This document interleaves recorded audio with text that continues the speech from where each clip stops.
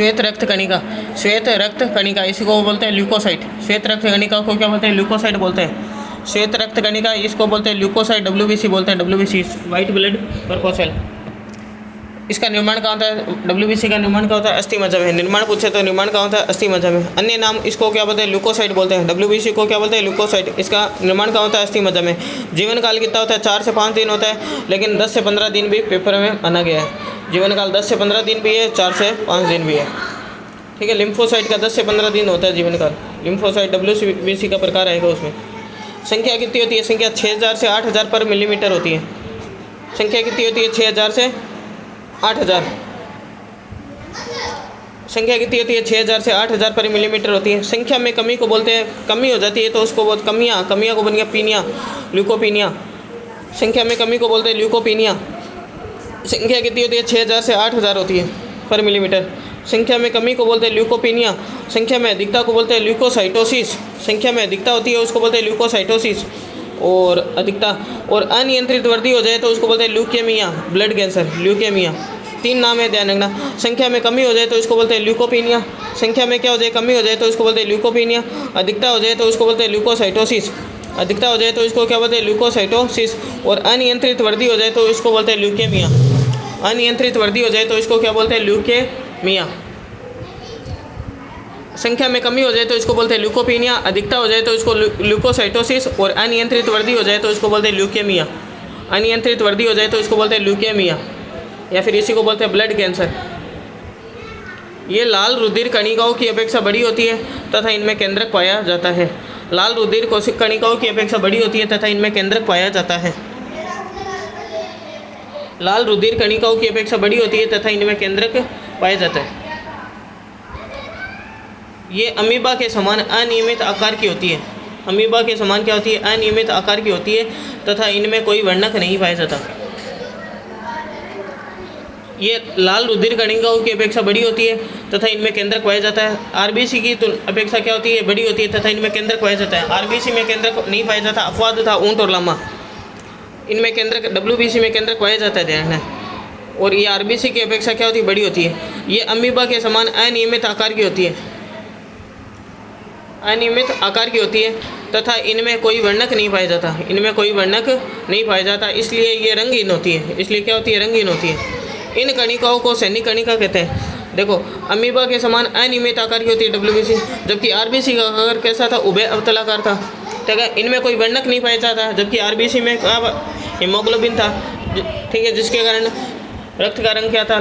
Fe धातु थी, ferrous, जिसके कारण रक्त का रंग क्या था? लाल था। जबकि इसमें क्या होता है? कोई वर्णक नहीं पाया जाता, इसलिए रंगीन होती है। इन कणिकाओं को सैनिक कणिका कहते हैं। सैनिक कणिका कहते हैं। ये शरीर में टूटी हुई व मृत कोशिकाओं का भक्षण कर रुधिर की सफाई का कार्य करती है। ये शरीर में टूटी हुई व मृत कोशिकाओं का भक्षण कर रुधिर की क्या करती है? सफाई का कार्य करती है। टूटी हुई व मृत कोशिकाओं का भक्षण कर रुधिर की सफाई का कार्य करती है। ये प्रतिरक्षा का कार्य करती है तथा ये क्या करती है? प्रतिरक्षा का कार्य करती है। क्या करती है? प्रतिरक्षा का कार्य करती है तथा शरीर में संक्रमित करने वाले रोगाणु या परजीवी को नष्ट कर शरीर में संक्रमित करने वाले रोगाणु या परजीवी को नष्ट कर शरीर को स्वस्थ बनाए रखती है। ये क्या करती है? प्रतिरक्षा का कार्य करती है तथा शरीर में संक्रमित करने वाले रोगाणु या परजीवी को नष्ट कर शरीर को स्वस्थ बनाए रखती है। ये क्या करती है? टूटी हुई मृत कोशिकाओं के भक्षण कर रुधिर की सफाई का कार्य करती है। टूटी हुई मृत कोशिकाओं का भक्षण कर रुधिर की सफाई का कार्य करती है।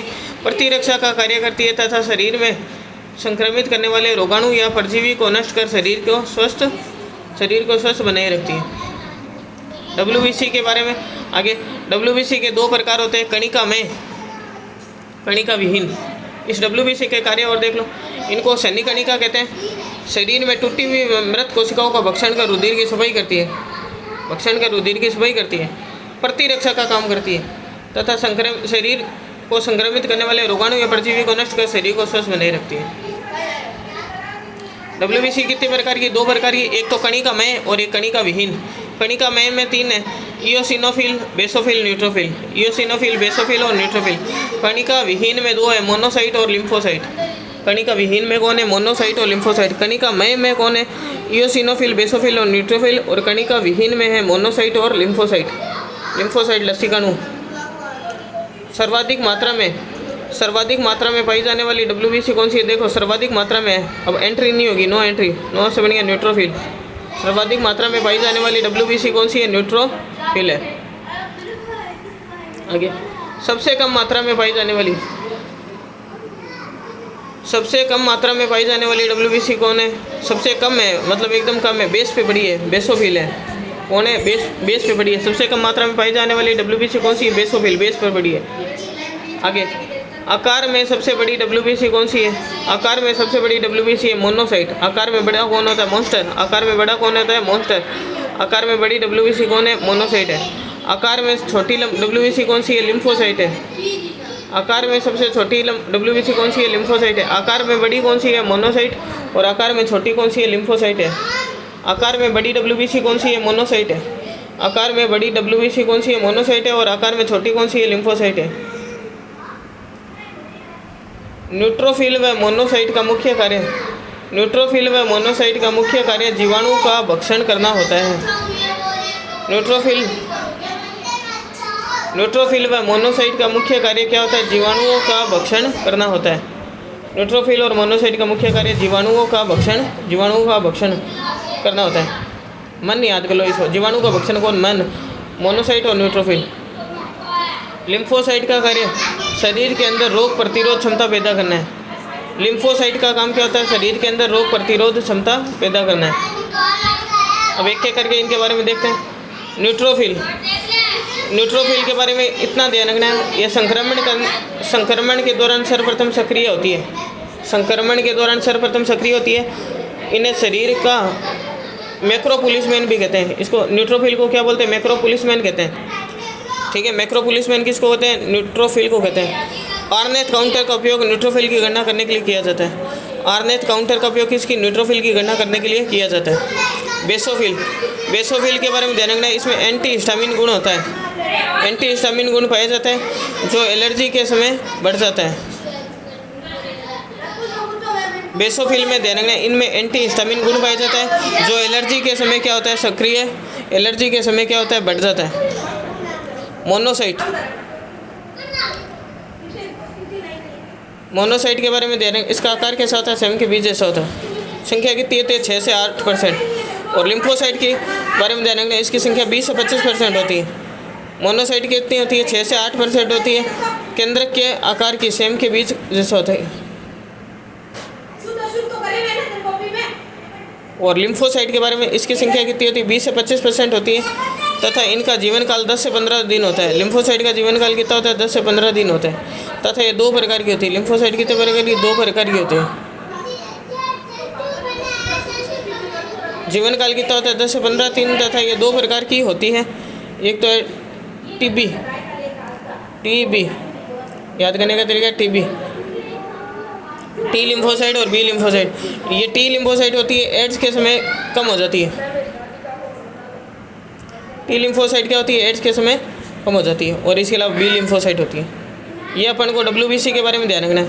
और एक नोट और, मानव में RBC और WBC का अनुपात कितना होता है? 600:1 होता है। मानव में RBC और WBC का अनुपात कितना होता है? RBC WBC का अनुपात होता है 600:1। आगे न्यूट्रोफिल के बारे में क्या ध्यान रखना है? संक्रमण के दौरान सर्वप्रथम सक्रिय, इसको बोलते हैं मैक्रो पुलिसमैन। आर्नेत काउंटर का उपयोग न्यूट्रोफिल की गणना करने के लिए किया जाता है। आर्नेत काउंटर का उपयोग न्यूट्रोफिल की गणना करने के लिए किया जाता है। बेसोफिल के बारे में ध्यान रखना है। बेसोफिल, इसमें एंटी हिस्टामिन गुण पाए जाते हैं। एंटी हिस्टामिन गुण पाए जाते हैं जो एलर्जी के समय बढ़ जाता है। मोनोसाइट के बारे में ध्यान रखना है। इनके केंद्रक का आकार सेम के बीज जैसा होता है। केंद्रक का आकार कैसा होता है? सेम के बीज जैसा होता है। लिम्फोसाइट के बारे में ध्यान रखना है, इसका जीवन काल। और मोनोसाइट होती कितनी है? 6 से 8% होती है। और लिम्फोसाइट कितनी होती है? 20 से 25% होती है। लिम्फोसाइट 20 है। इसके 2 प्रकार होते हैं, टी और बी। और जीवन काल कितना होता है? 10 से 15 दिन होता है। संख्या कितनी होती है? 20 से 25% होती है। और मोनोसाइट की संख्या कितनी होती है? 6 से 8% होती है। सेम के बीज जैसा आकार होता है।